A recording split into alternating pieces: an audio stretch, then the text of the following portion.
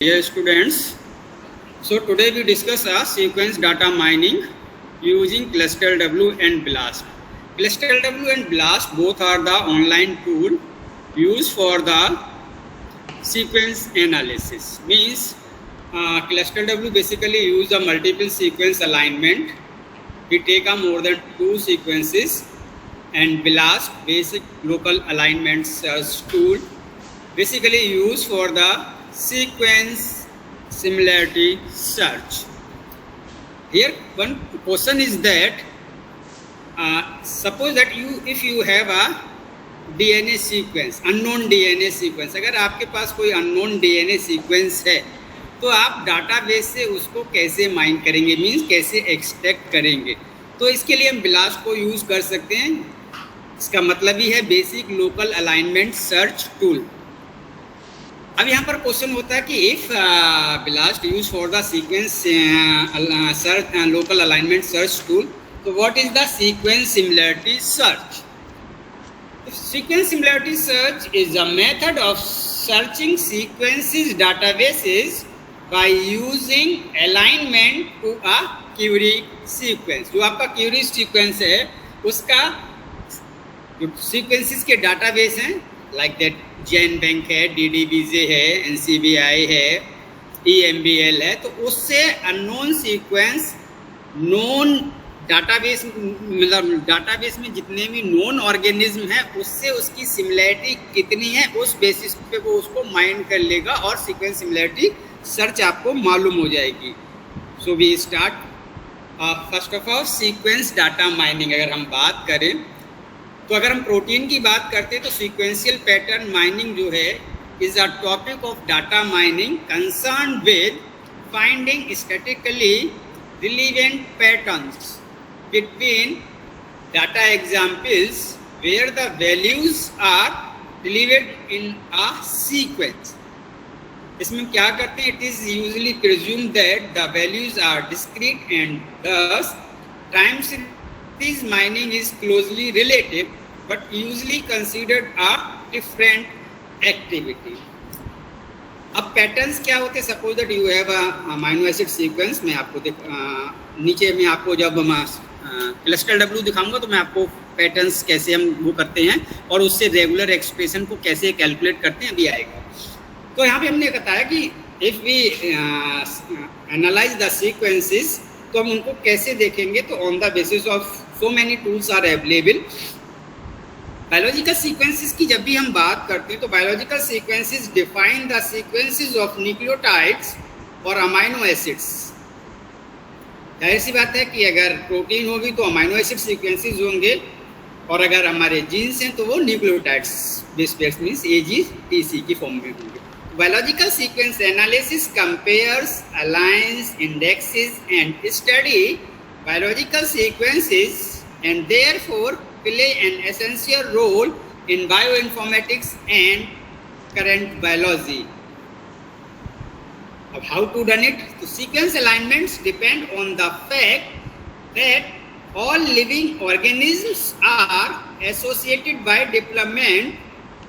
This indicates that the nucleotide, DNA और RNA की बात करेंगे हम, and protein sequences of species that are nearer to each other in evolution must exhibit higher similarities. मैंने भी आपको बताया ना कि सीक्वेंस सिमिलरिटी सर्च हम देखेंगे कि आपका अननोन नोन से कितने ज़्यादा सिमिलर है और ड्यूरिंग द एवोल्यूशन उसमें कोई चेंजेस हुए हैं या नहीं हुए। चेंजेस का मतलब ये कि हो सकता है उसमें म्यूटेशंस हो गया हो, म्यूटेशंस की वजह से हो सकता है उसमें कहीं पर किसी पोजीशंस पे इंसर्शन हो गया हो या डिलीशन हो गया हो या वहाँ पे मिसमैच हो गया हो।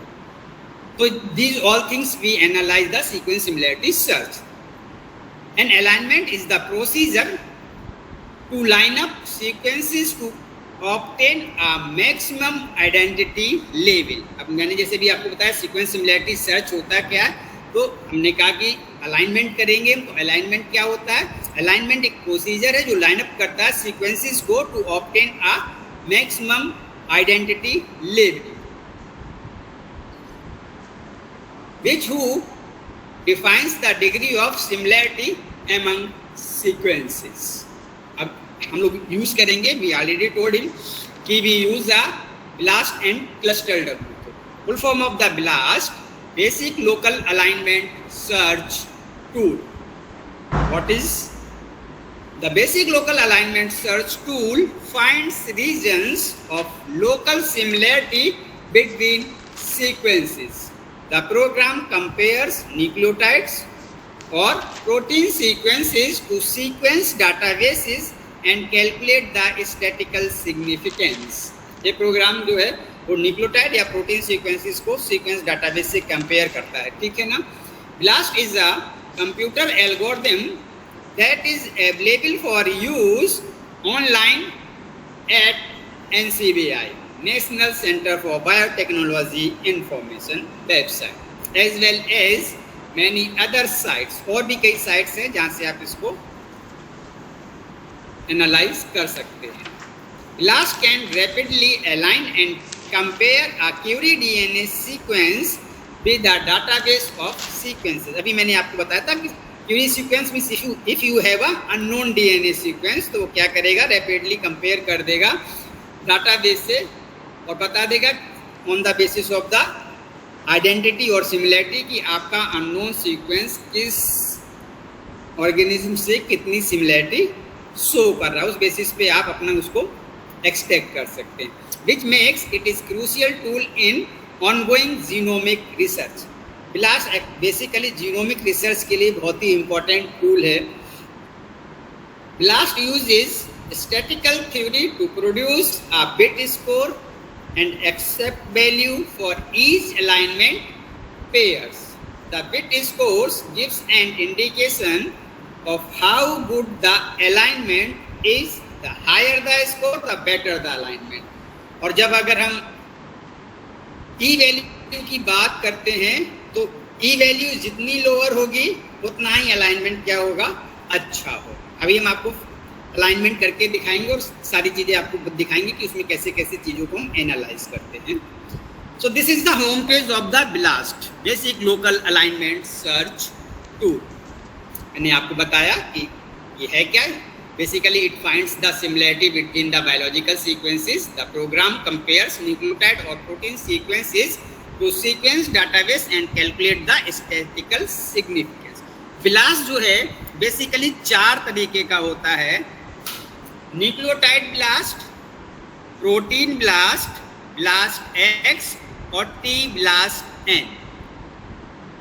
If you perform a nucleotide BLAST, that case your query sequence is nucleotide and your database is also a nucleotide। Means कहने का है अगर आप न्यूक्लियोटाइड BLAST कर रहे हैं तो जो आपका सीक्वेंस होगा वो भी न्यूक्लियोटाइड होगा और जो डाटाबेस यूज करेंगे वो भी हमारा क्या होगा, न्यूक्लियोटाइड होगा। अगर हम प्रोटीन BLAST की बात करें तो आपकी प्रोटीन जो होगी, प्रोटीन हो मतलब आपकी क्यूरी क्या होगी, कोई प्रोटीन होगी और वो किसके अगेंस्ट सर्च करेगा, प्रोटीन डाटाबेस के अगेंस्ट सर्च करेगा। If you use a BLAST X, अगर आप BLAST X परफॉर्म कर रहे हैं तो यहाँ पर क्या होगा, देखिए यहाँ पर लिखा हुआ ट्रांसलेटेड न्यूक्लियोटाइड्स आपकी क्यूरीज होगी और जो सर्च करेगी डाटाबेस जो हमारा होगा वो क्या होगा, प्रोटीन डाटाबेस होगा। ट्रांसलेटेड न्यूक्लियोटाइड का मतलब है जब DNA से प्रोटीन कन्वर्ट होती है उस समय की बात कर रहे हैं। दूसरा है T-BLAST N, इसमें क्या होगा कि आपकी क्यूरी क्या होगी, प्रोटीन होगी और जो आपका डाटाबेस होगा वो क्या होगा, ट्रांसलेटेड न्यूक्लियोटाइड होगा। तो this is the types of BLAST। इसके अलावा भी BLAST और भी कई तरीके के होते हैं, लाइक दैट SciBLAST। SciBLAST की फुल फॉर्म होती है position specific iterative BLAST। MEGA-BLAST। So we use one BLAST। मैं आपको एक BLAST परफॉर्म करके दिखाऊंगा, बाकी आप किसी पे भी क्लिक करेंगे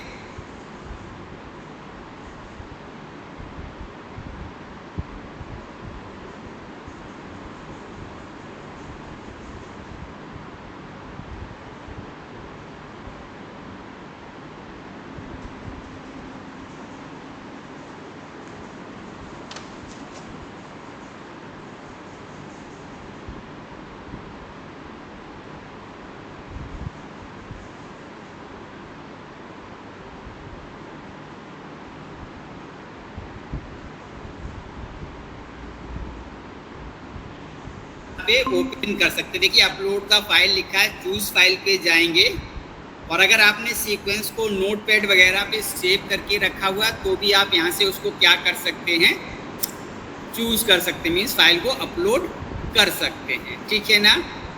after that you paste your sequence in that box.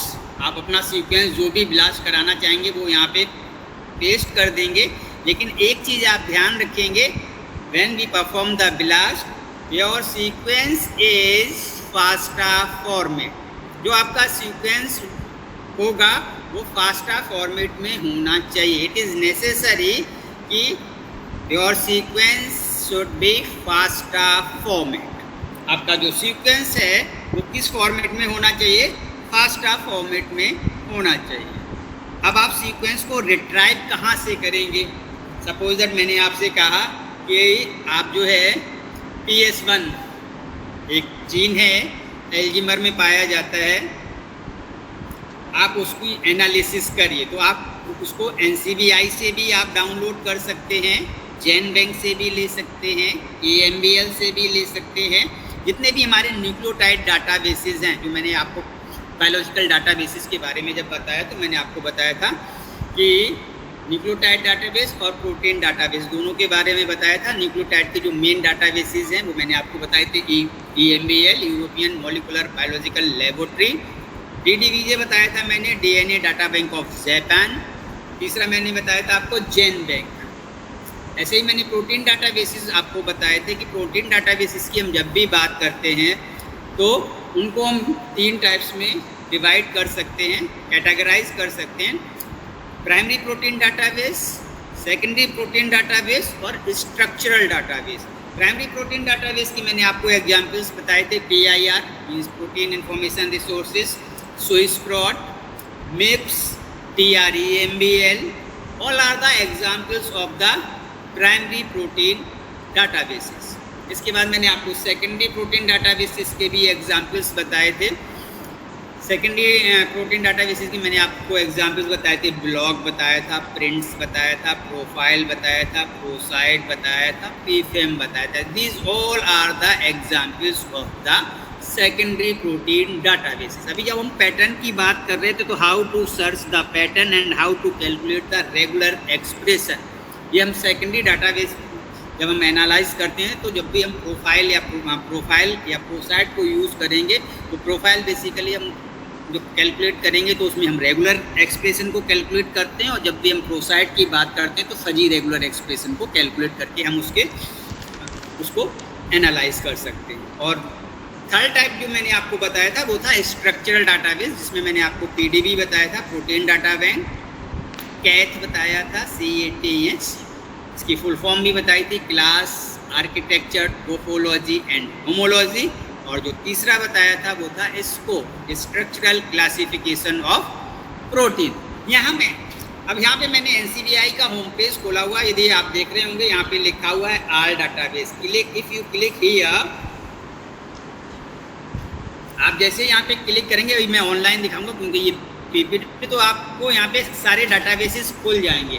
अब आप कौन सा ब्लास्ट परफॉर्म कर रहे हैं, if you perform the nucleotide blast be select here nucleotide, तब हम यहाँ पे न्यूक्लियोटाइड डाटाबेस को सिलेक्ट करेंगे and type the gene name. Okay, जैसे ही आप यहाँ पे सिलेक्ट द न्यूक्लियोटाइड डाटाबेस और जीन नेम को टाइप करेंगे और सर्च करेंगे तो आपको लाइक दैट, देखिए मैंने ये एग्जाम्पल लिया हुआ है, ये देखिए मैंने यहाँ पे न्यूक्लियोटाइड लिखा हुआ है और मैंने भी बताया PS1, ठीक है ना। ये एल्जीमर में एक जीन है जो पाया जाता है, उसको मैंने सर्च किया तो PS1 जितने भी ऑर्गेनिज्म में अवेलेबल है वो पूरा का पूरा डाटाबेस आपका जो है वो ओपन हो जाएगा। ये स्क्रीनशॉट है, आप स्क्रॉल करेंगे, अभी मैं करके दिखाऊंगा तो जितने भी ऑर्गेनिज्म में PS1 है वो पूरा का पूरा डाटाबेस आपका क्या हो जाएगा, ओपन हो जाएगा। अब इसमें आप अपने मतलब का जो भी आपको डाटाबेस है आप उसको माइंड कर सकते हैं। सपोज दैट आपको ह्यूमन में PS1 की इन्फॉर्मेशन चाहिए तो यहाँ पे आप ब्रैकेट में ह्यूमन टाइप करेंगे तो ह्यूमन से रिलेटेड PS1 की सारी इन्फॉर्मेशन और सीक्वेंसेस की जो इन्फॉर्मेशन है वो आपको अवेलेबल हो जाएगी। आफ्टर दैट मैंने आपको भी बताया कि जब भी हम ब्लास्ट परफॉर्म करेंगे तो ब्लास्ट का जो सीक्वेंस होना चाहिए वो हमारा फास्टा फॉर्मेट में होना चाहिए। सो this is the FASTA file format, ये हमारा फास्टा फाइल फॉर्मेट है। ओके, तो मैंने इसको कन्वर्ट करके यहाँ पेस्ट किया हुआ है। That you copy that sequence and paste to the blast. आप इसको कहाँ पेस्ट करेंगे? आप इसको यहाँ पर पेस्ट कर देंगे।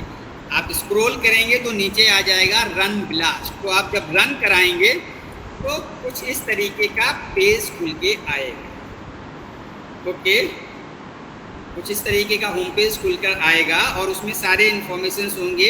यहाँ पे देखिए मैंने आपको बताया था ना कि सिमिलैरिटी देखते हैं, तो देखिए यहाँ पे पूरी वैल्यू, अभी मैंने आपको की वैल्यू का मतलब बताया था, आइडेंटिकल का मतलब क्या होता है, सिमिलैरिटी का मतलब क्या होता है, ये सारी चीज़ें देखिए आपको यहाँ मिलेंगी।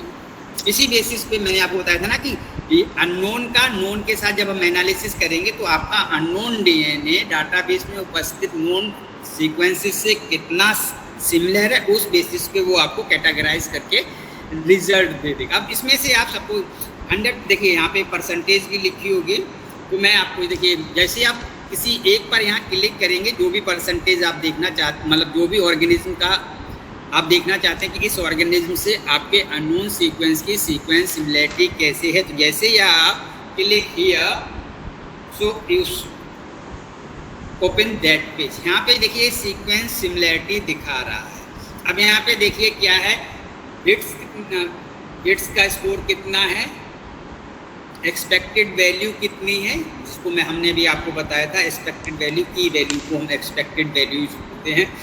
आइडेंटिटी देखिए 100% है, गैप एक भी नहीं है। तो ये पूरा का पूरा रिजल्ट आपको बता देगा और आप इसको डाउनलोड भी कर सकते हैं। यहाँ पे डाउनलोड का ऑप्शन रहता है, जो भी फाइल फॉर्मेट आपको चाहिए अकॉर्डिंग योर नीड, कौन सा सॉफ्टवेयर यूज़ कर रहे हैं आप इसको डाउनलोड करके परफॉर्म भी कर सकते हैं। अब हम आपको इसको परफॉर्म करके दिखाते हैं, फिर हम आगे चलते हैं। ओके,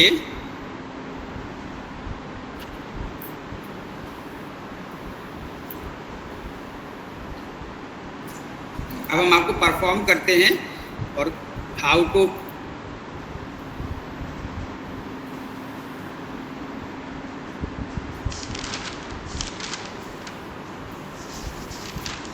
आपको एनसीबीआई का होम पेज दिखाई दे रहा है। स्टूडेंट्स, आपको एनसीबीआई का होम पेज दिखाई दे रहा है? हेलो, आप लोगों को ये जो मैंने होम पेज खोला है ये दिखाई दे रहा है?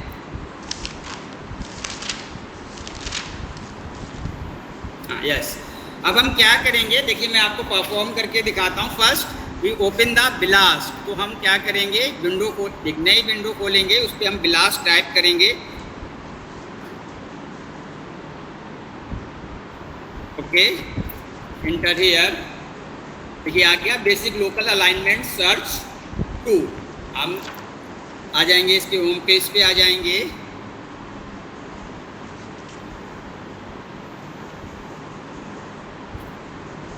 This is the home page of blast, जो अभी मैंने आपको पीपीटी में दिखाया था कि ब्लास्ट होता क्या है। ब्लास्ट 4 तरीके का होता है, nucleotide blast, protein blast, blast X and T blast N. अब हम सपोज दैट न्यूक्लियोटाइड ब्लास्ट करना चाहते हैं तो हम यहाँ पे न्यूक्लियोटाइड पे क्लिक कर देंगे। ओके, हम परफॉर्म करना चाहते हैं अगर न्यूक्लियोटाइड ब्लास्ट को, देखिए अभी मैंने आपको यही होम पेज दिखाया था पीपीटी में। अब भी पेस्ट सीक्वेंस हियर, अब सीक्वेंस को यहाँ पे पेस्ट करेंगे तो सीक्वेंस हम कहाँ से लेंगे, एनसीबीआई से लेंगे। मैं आपको पूरी स्टेप एनसीबीआई का होम पेज खोल लेंगे। You open the home page of NCBI, this is the home page of NCBI. मैंने कहा था ऑल डाटाबेसेस आपको लिख के आएगा, तो आप सिलेक्ट कर लेंगे। अब हमें न्यूक्लियोटाइड लेना है तो हम एन कर देंगे और हम यहाँ पे न्यूक्लियोटाइड को सिलेक्ट कर लेंगे। yes nucleotide। Okay, if you work on protein you select a protein database. इसमें देखिए बहुत सारे डाटाबेस अवेलेबल हैं, आप कौन क्या काम करना चाह रहे हैं, you select that database and type the name. अब हम यहाँ पे क्या करेंगे, मैंने जैसे अभी आपको बताया you type the gene name, तो मैंने यहाँ पे टाइप कर दिया PS1। ठीक है, सर्च, हम सर्च कर लेंगे मैंने आपसे कहा था देखिए PS1 जितने भी ऑर्गेनिज्म में अवेलेबल है ये सबका डाटा दे देगा, ठीक है। अब हम यहाँ एक ऑर्गेनिज्म को चूज कर लेते हैं जो जिसका DNA सीक्वेंस बहुत लंबा ना हो, क्योंकि हम ऑनलाइन परफॉर्म कर रहे हैं, बहुत बड़ा सीक्वेंस हो। एक यस ये ले लेते हैं, ये छोटा सा सीक्वेंस है 265 बेस पेयर का। Okay, you select that sequence. अब देखिए ये इसकी पूरी इंफॉर्मेशन आ गई। ये जो सीक्वेंस होता है हम इस सीक्वेंस को रॉ सीक्वेंस बोलते हैं। हम इस रॉ सीक्वेंस को डायरेक्टली यहाँ पर पेस्ट नहीं कर सकते, हम यहाँ पे नहीं कर सकते।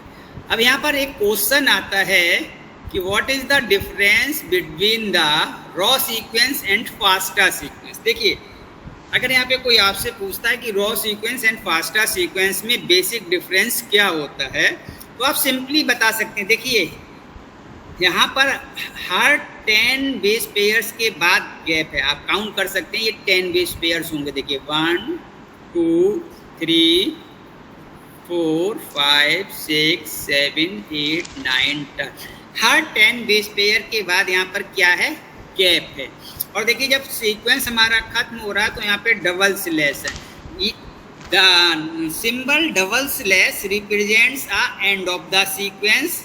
एक तो रॉ सीक्वेंस का ये कैरेक्टरिस्टिक हो गया। दूसरा, every 10 base pair raw sequence have a gap, और हर 10 सीक्वेंस मतलब 10 बेसिस के बाद रॉ सीक्वेंस में गैप होता है। अब हम इसको फास्टा में कन्वर्ट करते हैं और देखिए फास्टा में कैसा सीक्वेंस दिखता है। अब आपको डिफरेंस अपने आप क्लियर हो जाएंगे। देखिए अब अगर आप ये देखेंगे फास्टा सीक्वेंस, देखिए यहाँ पर कहीं पर भी डबल स्लैश का कोई भी सिंबल नहीं है। तो एक डिफरेंस आपको सिंपली दिखाई दे रहा है कि रॉ सीक्वेंस जहाँ पे सीक्वेंस खत्म होगा वहाँ पे सिंबल होगा डबल स्लैश का, that represents a end of the sequence. Whereas in fasta sequence कोई भी सिंबल इस तरीके का नहीं होता, हियर नो गैप। जबकि रॉ सीक्वेंस में एवरी 10 बेसिस के बाद क्या था, गैप था, जबकि फास्टा सीक्वेंस में कोई भी गैप नहीं होता। थर्ड इंपॉर्टेंट डिफरेंस दैट कि फास्टा सीक्वेंस ग्रेटर देन के सिंबल से स्टार्ट होता है, जबकि रॉ सीक्वेंस में इस तरीके का कोई भी सिंबल नहीं होता। So these are the basic differences between the raw sequence and FASTA sequence। अगर सपोज दैट आप क्लास परफॉर्म कर रहे हैं तो आपसे कोई ये चीज़ पूछ सकता है, तो आपको ये बिल्कुल क्लियर होना चाहिए कि what is the basic difference between the raw sequence and FASTA sequence. अब हम क्या करेंगे, इस सीक्वेंस को कॉपी कर लेंगे, Ctrl+C, लास्ट पे आ जाएंगे, Ctrl+V। अब इसको अलाइन कर लेंगे।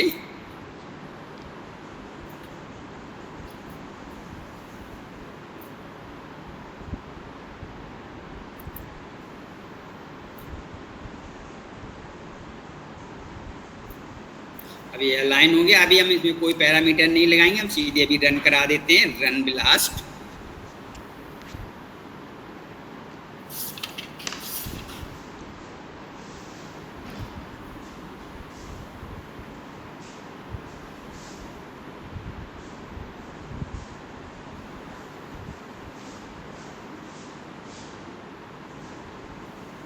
अभी ये क्योंकि ऑनलाइन सर्वर पे हम लोग कर रहे हैं तो अभी थोड़ा सा टाइम लेता है। ये देखिए आप लिख के आ रहा है, the page will be automatically update, ठीक है ना। तो जैसे ही अपडेट होगा तो ये रिजल्ट्स आपको शो होने लगेगा।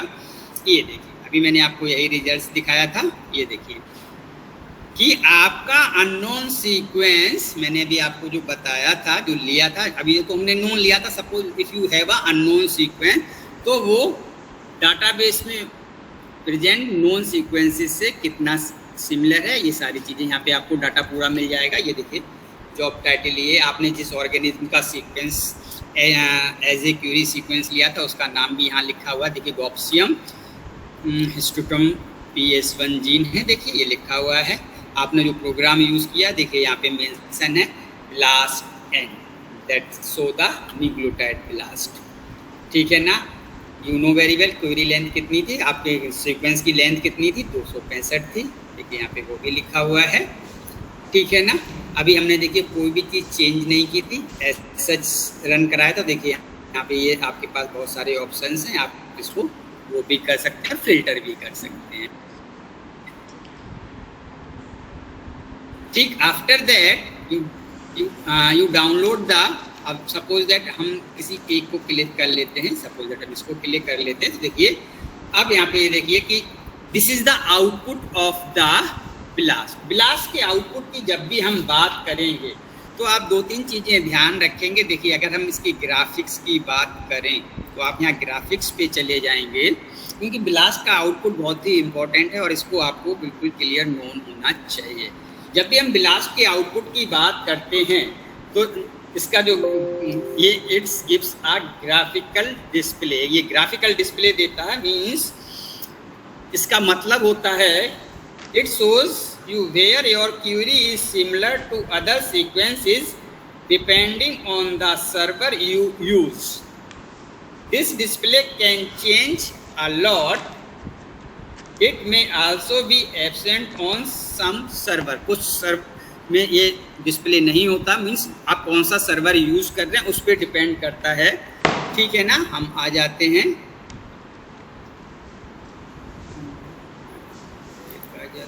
हाँ। अब यहाँ पे जब भी हम बात कर रहे हैं, देखिए यहाँ पे लिखा हुआ बिट स्कोर का मतलब क्या होता है। मैंने कहा ना कि जितने भी यहाँ पे जो टर्म्स लिखे हैं आपको उनका मतलब मालूम होना चाहिए। हियर इज बिट स्कोर लिखा हुआ है, देखिए स्कोर बिट स्कोर बोलते हैं इसको। तो बिट स्कोर का मतलब होता है a measure of the statistical significance of the alignment. The higher the bit score the more similar the two sequence, means bit score जितना higher होगा उतनी ही sequence similarity क्या होगी, अच्छी होगी। Matches below 50 bits are very unreliable। अगर bit score 50 से कम है तो वो sequence हमारा क्या होगा, unreliable होगा। अब देखिए यहाँ पे next है expected value। ई वैल्यू मैंने बोला था, इसको हम एक्सपेक्टेड वैल्यू के नाम से भी इसको जानते हैं। ठीक है ना, मैंने अभी आपको बताया था कि एक्सपेक्टेड वैल्यू जितनी कम होगी, उस ई वैल्यू जितनी कम होगी उतना ही जो है सीक्वेंस सिमिलरिटी हमारी अच्छी होगी। अब यहाँ पे नेक्स्ट लिखा हुआ है आइडेंटिटीज। कई जगह पे आइडेंटिटीज ऑब्लिक सिमिलरिटी लिखा रहता है। तो यहाँ पर एक क्वेश्चन अगर आता है, कोई भी आपसे पूछ सकता है कि what is the difference between the identities and similarity. Identity, आप किसी चीज़ को आइडेंटिकल कब कहेंगे और कब तक कहेंगे कि ये सिमिलर है। इसका बहुत सिंपल सा एग्जाम्पल है। अब जब आप सोकर उठते हैं और अपना फेस मिरर में देखते हैं तो हम उसको कह सकते हैं इट इज़ द आइडेंटिकल। और अगर किसी फादर के ट्विंस बच्चे हैं, चिल्ड्रन हैं, तो वो हमारे आइडेंटिकल नहीं होंगे, वो क्या होंगे, वो सिमिलर होंगे। ठीक है ना, गैप्स की बात करें तो इसमें कोई भी गैप नहीं है। ठीक है ना, तो this is the output of the blast. तो जब भी आप ब्लास्ट के आउटपुट की बात करेंगे तो आपको ये तीनों चीज़ें बिल्कुल क्लियर होनी चाहिए। जब हम ग्राफिक्स की बात करते हैं तो ग्राफिक्स में 4 कलर्स होते हैं। आप ये चीज़ ध्यान रखेंगे कि मैंने बहुत छोटा सा सीक्वेंस लिया था, इसलिए जिससे कि आसानी से रन कर सके। अगर बड़ा सीक्वेंस है तो उसमें आपको जब ग्राफिकल व्यू देखेंगे तो it shows a 4 colours, means उसमें जो डोमेन्स आपको रिप्रेजेंट होंगे वो 4 कलर के दिखाई देंगे। रेड कलर क्या इंडिकेट करेगा, red bars indicate the most similar sequences. अगर उसमें रेड बार आपको दिखाई दे रहा है तो वो आपको रिप्रेजेंट कर रहा है कि आपका अननोन सीक्वेंस जो है डाटाबेस में उपस्थित जितने भी ऑर्गेनिज्म हैं जिससे आपका सीक्वेंस मैच कर रहा है वो बहुत अच्छा और बहुत ज़्यादा सिमिलर है। दूसरा कलर उसमें होता है पिंक बार। तो pink bars indicate matches that are a bit less good, वो भी सिमिलर होगा लेकिन थोड़ा उससे कम। लेकिन अगर ग्रीन या ब्लैक बार है तो green bar indicates matches that are not impressive at all, और अगर ब्लू या ब्लैक बार है तो आप कह सकते हैं that indicates the matches that have the worst score. Worst means उनका कोई भी रोल नहीं, वर्स्ट है। So these are the output of the sir yes no bar is visible here, मतलब कोई बार यहाँ पे नहीं दिखाई दे रहा है। नहीं, मैंने अभी आपको ग्राफिक्स में मैं दिखा ग्राफिक्स पे क्लिक दिया करके था। आप दिखा सकते हैं। अभी मैंने एक्चुअल में छोटा सा सीक्वेंस लिया है। हाँ, अभी ये छोटा सा एक सीक्वेंस लिया, इसलिए अभी इसमें थोड़ा सा सारे बार्स नहीं आ रहे हैं क्योंकि ऑनलाइन परफॉर्म कर रहा हूँ, इसलिए मैंने इनको आउटपुट बताया कि if anyone show the red colour that indicates a maximum similarity. Okay, pink bar represents या indicates matches that are a bit less good, and green bars indicate matches, देखिए green bar यहाँ पे हैं, that indicates green bar indicates matches that are not impressive at all. अगर blue और black होगा that represents a worst score. Okay, आगे चलते हैं। सो अब मैंने आपको ये देखिए, आपका अननोन से जब हमने परफॉर्म कराया तो मैंने आपको बिट का मतलब क्या होता, क्योंकि देखिए जब भी हम ब्लास्ट का आउटपुट करेंगे तो ग्राफिकल डिस्प्ले जो आप देख रहे हैं उसमें जो भी कलर्स होंगे आपको उनका मतलब मालूम होना चाहिए। बिट स्कोर क्या होता है, एक्सपेक्टेड वैल्यू क्या होती है, आइडेंटिटीज एंड सिमिलैरिटीज का मतलब क्या होता है, ये कुछ वर्ड्स ऐसे हैं जो आपको बिल्कुल क्लियर होने चाहिए। यहाँ पर एक वर्ड और भी यूज होता है, हिट लिस्ट। हिट लिस्ट का मतलब क्या होता है, अगर आपसे कोई पूछता है कि what is the hit list या hit score. Hit score measure of the statistical significance of the alignment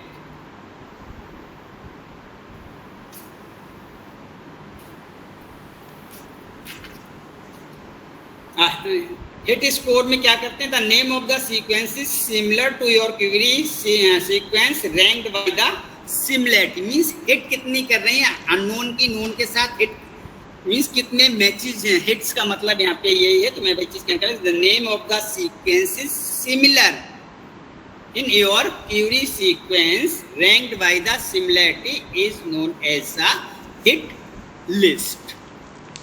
ठीक है ना। तो ये है हमारा बेसिक कि हम किसी भी अननोन डीएनए सीक्वेंस को डाटाबेस में जितने भी हमारे सीक्वेंसेस अवेलेबल हैं अकॉर्डिंग योर नीड, हम उससे उसको सीक्वेंस सिमिलैरिटी सर्च करके अकॉर्डिंग योर नीड्स कि हमारा सीक्वेंस किससे मैक्सिमम सिमिलैरिटी शो कर रहा है, उस बेसिस पे हम उसको एनालाइज करके आगे फर्दर रिसर्च के लिए यूज़ कर सकते हैं। ओके, अब हम चलते हैं अपनी पीपीटी पे आते हैं।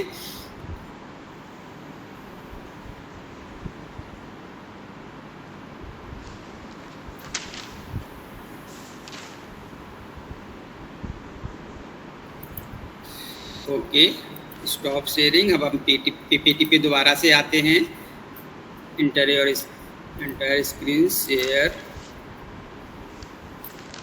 ओके, तो अब मुझे उम्मीद है कि आप लोगों को ब्लास्ट समझ में आ गया होगा कि ब्लास्ट का मतलब क्या। मैंने आपको सारी चीज़ें बता दी। देखिए आप यहाँ से डाउनलोड कर सकते हैं, ग्राफिक्स भी हुआ आप यहाँ से देख सकते हैं। ठीक है ना, सारे ऑप्शंस मैंने आपको बता दिए, सबका मतलब भी आपको बता दिया। देखिए यहाँ पे ये प्रोग्राम कौन सा यूज हो रहा है, आपकी क्वेरी मतलब लेंथ जूम साइज कितना है, आपका मॉलिकुलर डीएनए टाइप क्या है, डीएनए है आरएनए है क्या। देखिए मॉलिकुलर टाइप में डीएनए लिखा हुआ, डाटाबेस आपका कौन सा है, न्यूक्लियोटाइड डाटाबेस है। तो ये all these things you know very well, ये आपको सारी चीज़ें नोन होनी चाहिए। आप यहाँ से देखिए इसकी टेक्सोनॉमी भी निकाल सकते हैं। इफ़ यू क्लिक हियर आप इसकी टेक्सोनॉमी देख सकते हैं। अलाइनमेंट अगर आपको देखना है तो आप यहाँ पे क्लिक करेंगे, अलाइनमेंट जो भी मैं दिखा रहा था वो डायरेक्टली यहाँ से भी आप सर्च कर सकते हैं, और ग्राफिकल व्यू मैंने भी आपको यहाँ से करके दिखाया। Okay, so this is the blast. अब हम बात करते हैं क्लस्टर डब्ल्यू की। देखिए अभी मैं पैटर्न्स की बात कर रहा था आपको।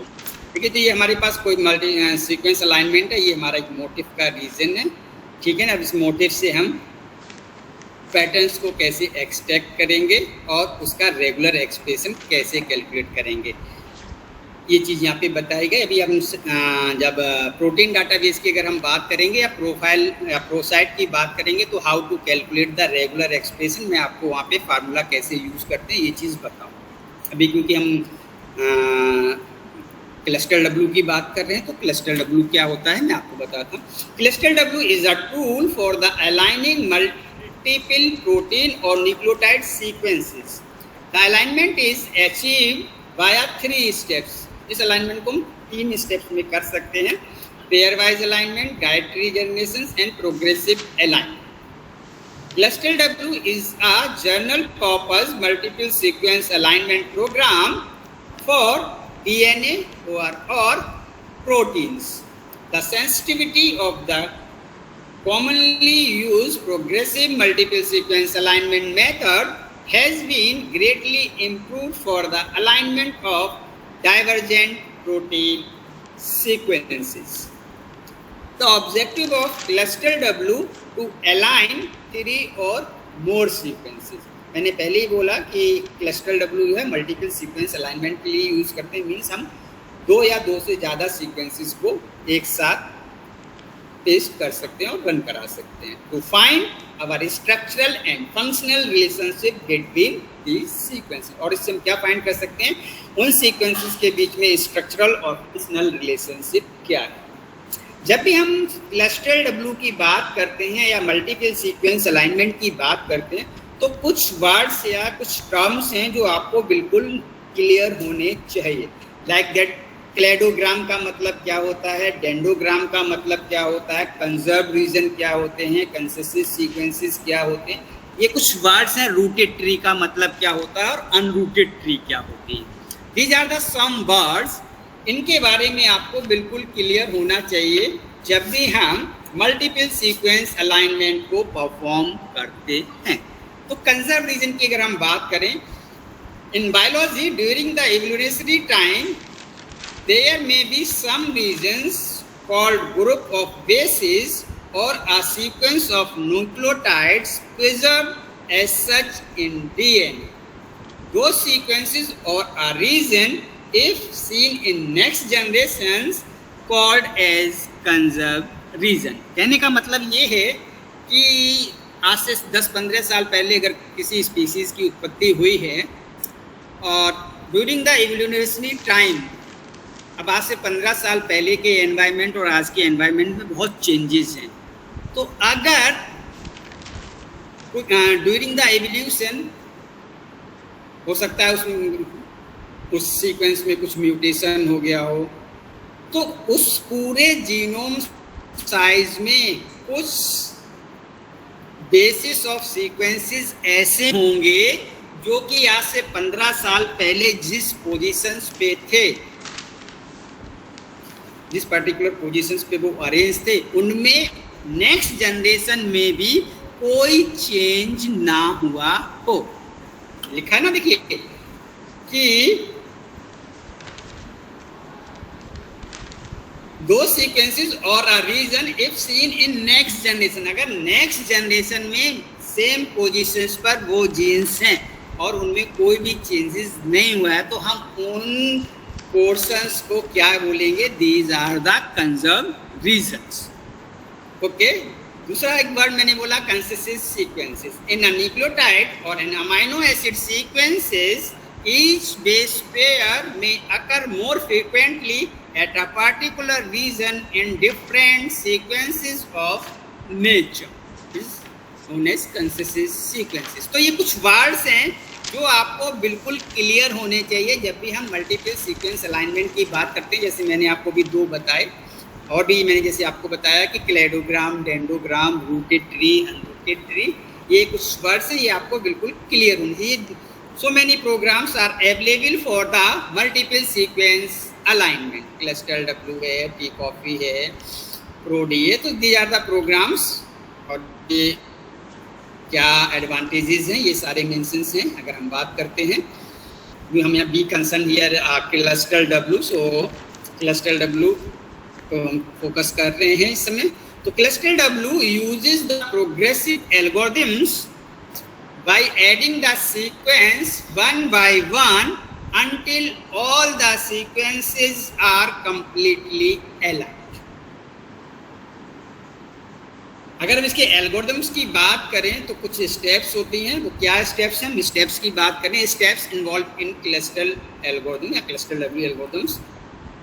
First of all, calculate all possible pairwise alignment, record the score for each pair. After that, calculate a guided tree based on the pairwise distances. इसके लिए जो एल्गोरिथम यूज होती है वो नेबर जॉइनिंग मेथड होता है। Neighbour joining method discuss किया है जब फाइलोजेनेटिक एनालिसिस करते हैं, क्लस्टरिंग के मेथड की बात करते हैं, तो neighbour joining is a very important method for that purpose. Phylogenetic analysis के लिए एक बहुत ही इंपॉर्टेंट मेथड है। Find the two most closely related sequences.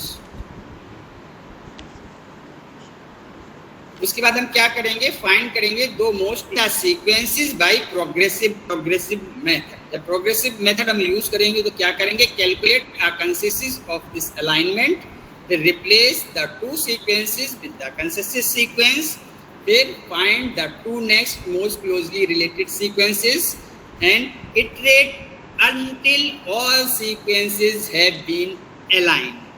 ठीक है ना, तो हम तब तक उसको अलाइन करते रहेंगे जब तक कि सारे के सारे सीक्वेंसेस हमारे जो है वो अलाइन नहीं हो जाते। फिर फिफ्थ स्टेप में आप क्या करेंगे, expand the consistent sequences with the gap original sequences, report the multiple sequence alignment। उसके बाद आप रिपोर्ट बना लेंगे multiple sequence alignment. So these are the steps involve in cluster W.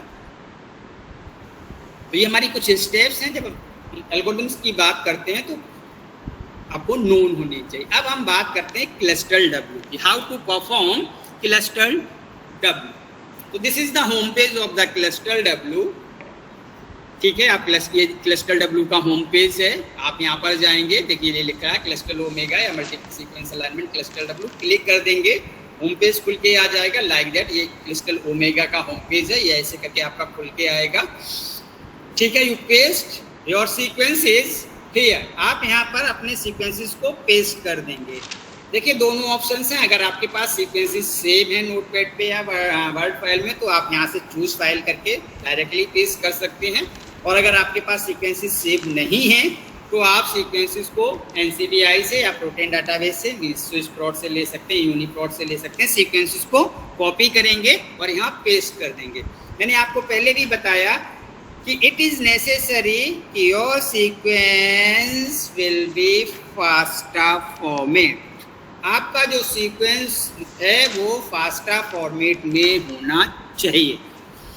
ठीक है ना। Maximum tools in bioinformatics consider a FASTA format. जितनी भी अलाइनमेंट की बात करें हम या सीक्वेंस सिमिलैरिटी सर्च के जितने भी मैक्सिमम टूल हैं वो फास्टा फाइल फॉर्मेट को एक्सेप्ट करते हैं। ओके, इसके लिए आप क्या करेंगे, मैंने आपको बताया, गो टू द NCBI। आप NCBI पे जाएंगे, ऑल डाटाबेसेस, आप यहाँ से ऑल डाटाबेसेस पे सिलेक्ट कर लेंगे। आप किस पे काम कर रहे हैं, if you work in protein तो प्रोटीन, या न्यूक्लियोटाइड पे काम कर रहे हैं select nucleotide. Okay, like that. मैंने यहाँ पे एक प्रोटीन ली हुई है ट्रिप्सिन, मैंने ट्रिप्सिन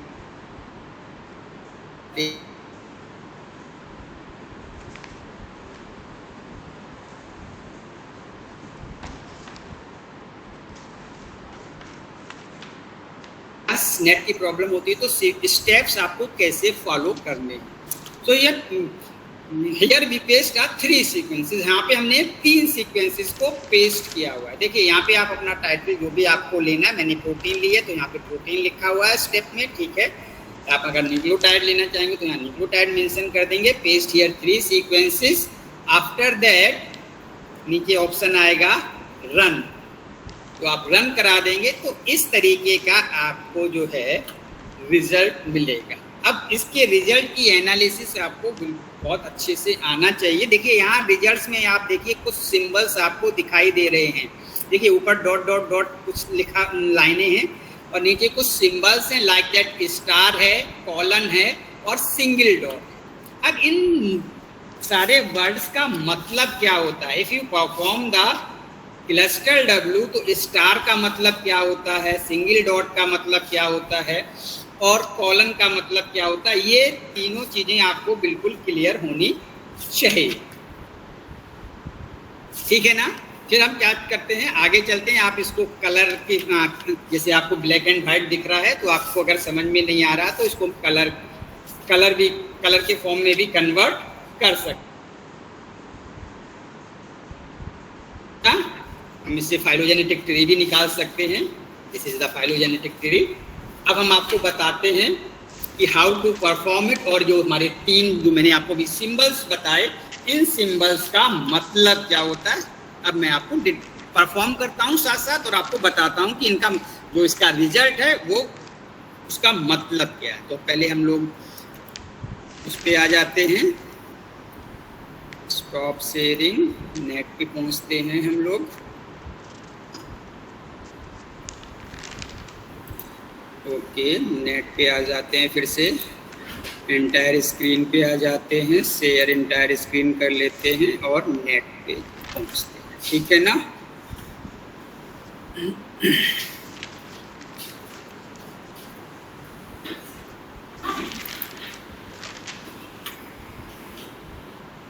आई थिंक हाँ, यस, आपको ये दिखाई दे रही होगी होम पेज की। अगर हम बात करेंगे तो अभी हम ब्लास्ट को क्लोज कर देते हैं because we perform a multiple sequence alignment. अब हम मल्टीपल सीक्वेंस अलाइनमेंट की बात कर रहे हैं तो हम यहाँ पे बात कर रहे हैं क्लस्टर W की। ठीक है ना?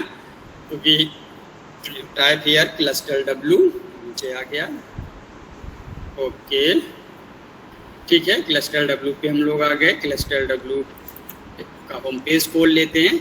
This is the home page of the cluster W। देखिए अभी मैंने जो आपको टूल्स दिखाए थे, ये देखिए कुछ और भी टूल्स हैं। अब हियर देखिए मैंने आपको बताया था अभी पेस्ट योर सीक्वेंस हियर, ये क्लस्टर W का, क्लस्टर ओमेगा का होम पेज की हम बात करें तो आप उसको भी देख लीजिए। मैं आपको उसका भी होम पेज आपको खोल के दिखा देता हूँ।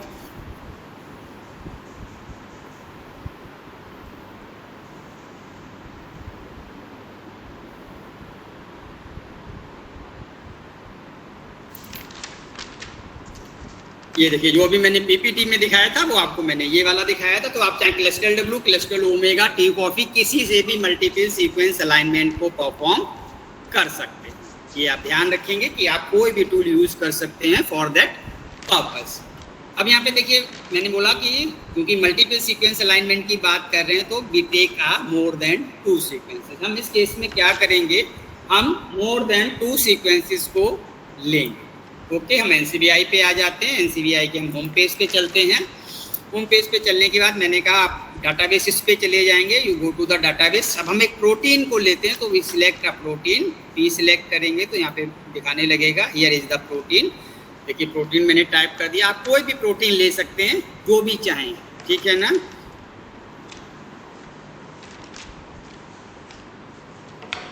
ट्रिप्सिन ले ली।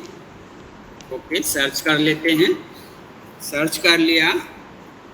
देखिए अब ये हमारे खुल गई, जितने भी डाटाबेस में ट्रिप्सिन प्रोटीन का डाटा अवेलेबल है, पूरा का पूरा डाटा जो है हमारा ओपन हो गया। ठीक है, अब वी टेक आ 3 सीक्वेंसेस। हम इसमें से 3 सीक्वेंसेस को पिक कर लेते हैं। बहुत बड़े सीक्वेंसेस नहीं लेंगे क्योंकि बहुत बड़े सीक्वेंसेस लेने पे अगर रन कराएंगे ऑनलाइन तो थोड़ा प्रॉब्लम्स हो सकती है। So we take a small sequences. Okay, हम ये वाला सीक्वेंसेस ले लेते हैं। 275 अमाइनो एसिड का है। फास्टा में कन्वर्ट कर लेते हैं इसको। Okay, we go to directly convert to fasta, copy the sequence, control C, cluster omega पे आ जाते हैं, हम पेस्ट कर देते हैं, कंट्रोल V। अब इसको हम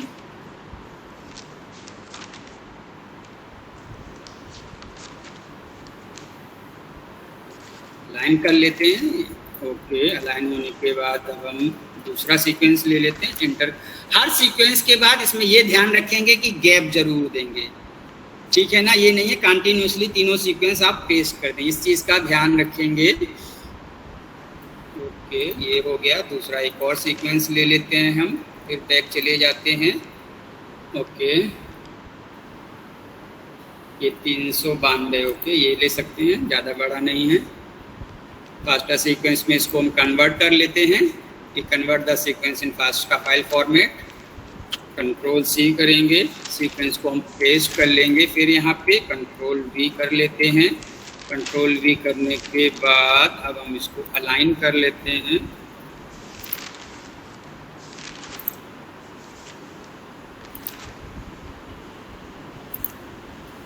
okay, after that we enter here, फिर आप एंटर कर लेंगे। देखिए हर सीक्वेंस के बाद मैं आपको देखिए गैप दे रहा हूँ, तो आपको ये चीज़ ध्यान रखनी है कि हर सीक्वेंस के बाद आप जो है इसमें गैप जरूर देंगे,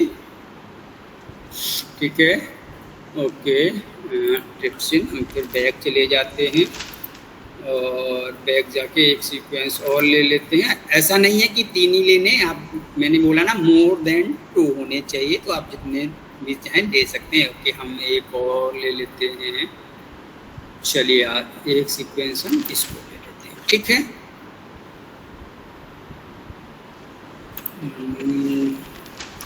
सेम तो नहीं हो गया है, ये थोड़ा सा देख लेंगे, सेम नहीं होना चाहिए, चेक कर लेते हैं हम। 8G नहीं, ये हम ले चुके हैं, तो इसको लेने की ज़रूरत नहीं है।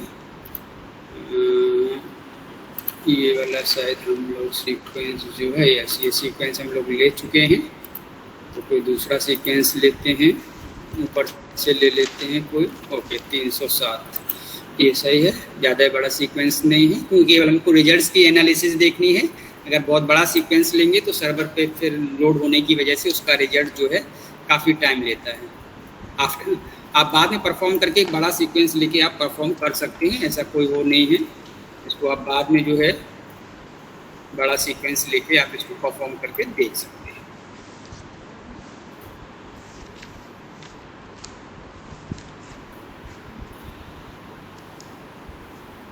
Okay, so we take a 3 sequences. After that, submit कर देते हैं हम यहाँ पे इसको, ठीक है।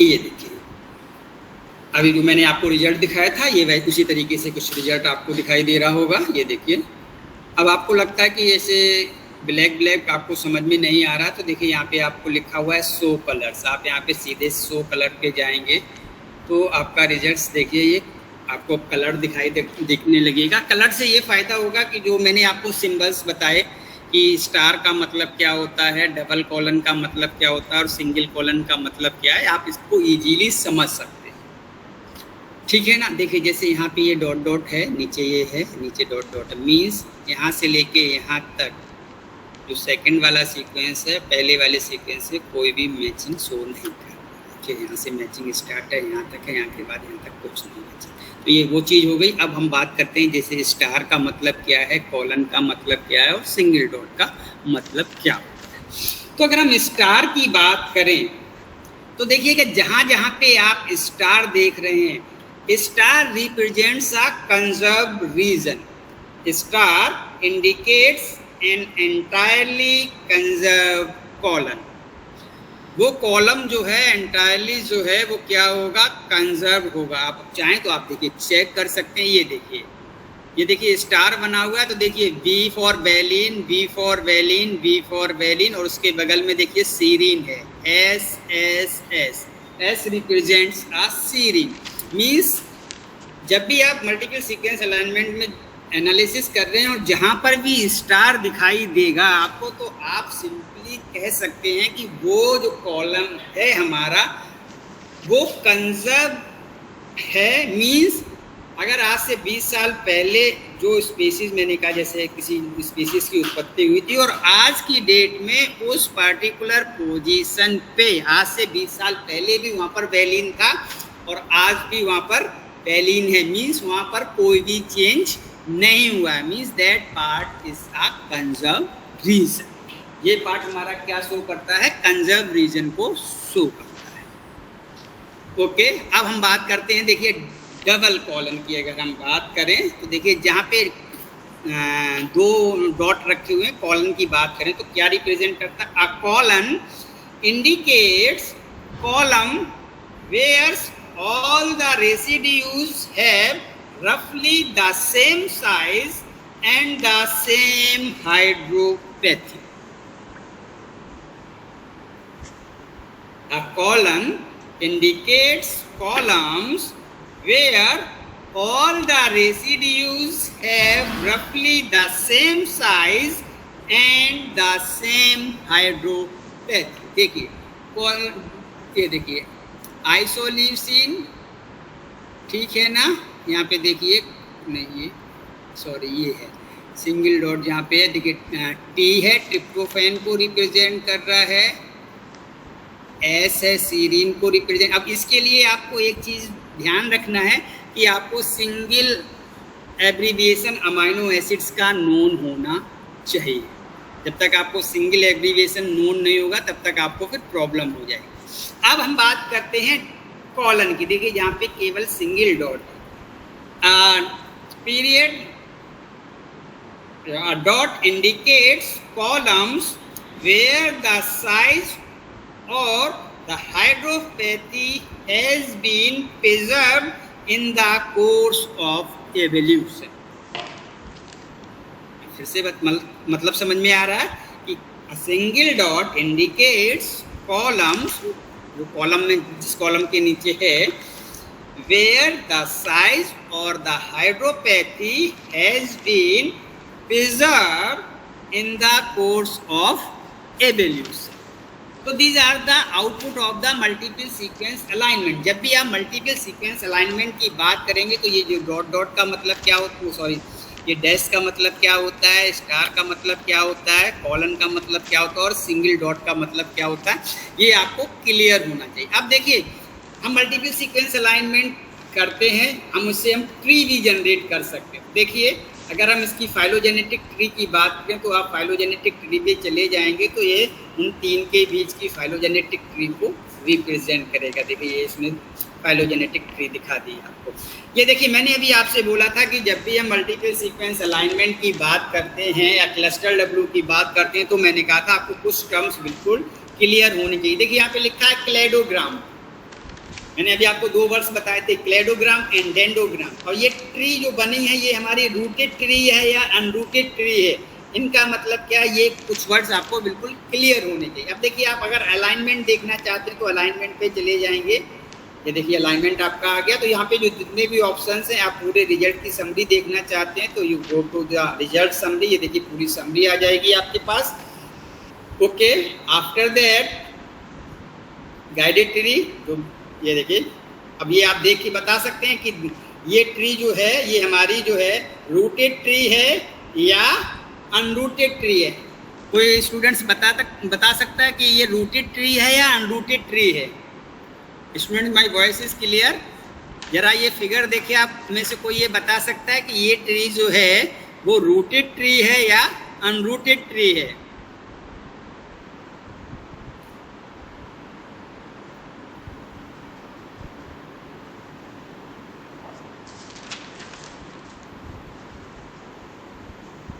Okay, so you read it this some words. मैंने आपको कुछ टर्म्स बताए।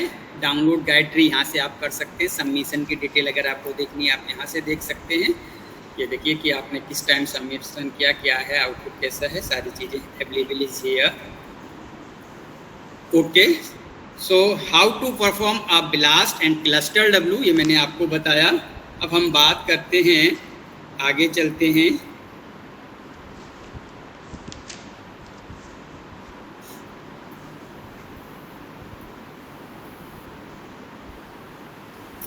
ये रिजल्ट एनालिसिस की मैं बात कर रहा था। तो जब भी हम मल्टीपल सीक्वेंस अलाइनमेंट की रिजल्ट की बात करते हैं तो मैंने आपसे कहा था कि ये कुछ जो सिंबल्स होते हैं उनके मतलब आपको बिल्कुल क्लियर होने चाहिए। स्टार था, कॉलन था और सिंगल डॉट था, जो मैंने भी आपको समझा दिया कि क्या है।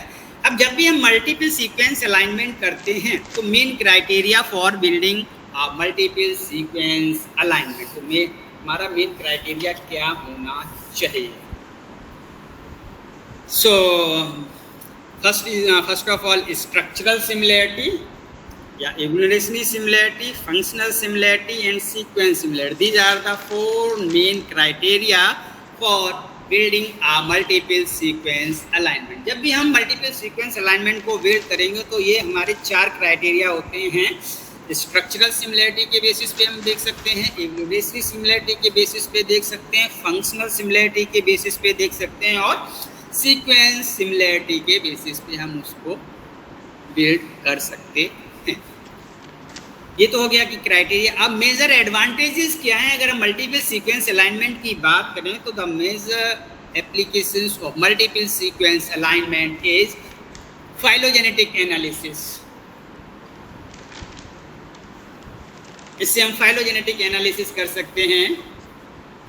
पैटर्न आइडेंटिफिकेशन, हम पैटर्न को आइडेंटिफाई कर सकते हैं। डोमेन आइडेंटिफिकेशन कर सकते हैं। डीएनए रेगुलेटरी एलिमेंट्स को हम सर्च कर सकते हैं। स्ट्रक्चर प्रेडिक्शंस के लिए भी मल्टीपल सीक्वेंस अलाइनमेंट बहुत इंपॉर्टेंट होता है। पीसीआर एनालिसिस कर सकते हैं। पीसीआर एनालिसिस का मतलब यहाँ पे ये है कि if you have a little amount of sample तो हम उसको एम्पलीफिकेशन के थ्रू अपने सैंपल को एम्पलीफाई कर सकते हैं और फिर उसको यूज़ कर सकते हैं। और extrapolation, so these are the major applications. इसके अलावा ऐसा नहीं है कि यही मेजर हैं। ड्रग डिस्कवरी, हम ड्रग डिज़ाइनिंग में भी मल्टीपल सीक्वेंस अलाइनमेंट का जो है यूज़ कर सकते हैं। सो these are the main application of a multiple sequence alignment. Okay, so this is the reference. अब मैंने आपको दोनों चीज़ें परफॉर्म करके दिखाई। अगर अब आपको कोई भी क्वेरी है तो आप मेरे से पूछ सकते हैं। मैंने आपको मल्टीपल सीक्वेंस अलाइनमेंट क्या होता है ये भी बताया, परफॉर्म करके दिखाया। ब्लास्ट क्या होता है, ब्लास्ट कितने तरीके का होता है, मैंने आपको न्यूक्लियोटाइड ब्लास्ट परफॉर्म करके दिखाया। सीक्वेंस सिमिलैरिटी क्या होती है ये बता दिया। सारे उसके जो मेन पॉइंट्स थे वो सारी चीज़ें डिस्कस कर ली। अब आप लोग चैट बॉक्स में अटेंडेंस दे दें जिससे मैं अटेंडेंस मार्क कर सकूं और इफ़ एनी क्यूरीज पूछ सकते हैं मेरे से। चैट बॉक्स में पहले आप लोग अटेंडेंस फिल कर देंगे, उसके बाद जो भी क्यूरी है वो डिस्कस कर सकते हैं। All students fill your attendance in chat box. सारे स्टूडेंट्स अपनी अटेंडेंस चैट बॉक्स में फिल कर दें।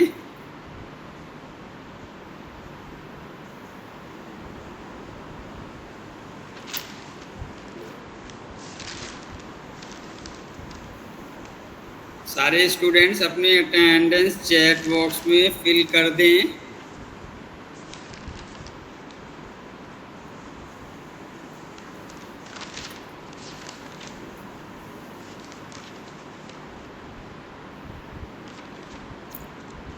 All students please fill your attendance in chat box.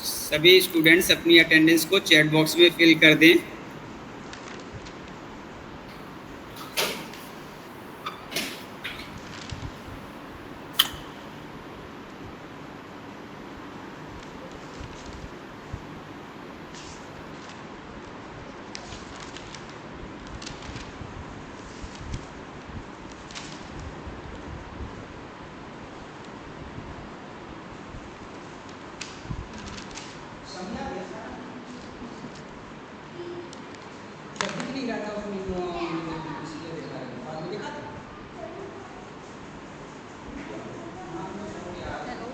Session is now over. If you have any question, you can ask. You type your attendance in the chat box.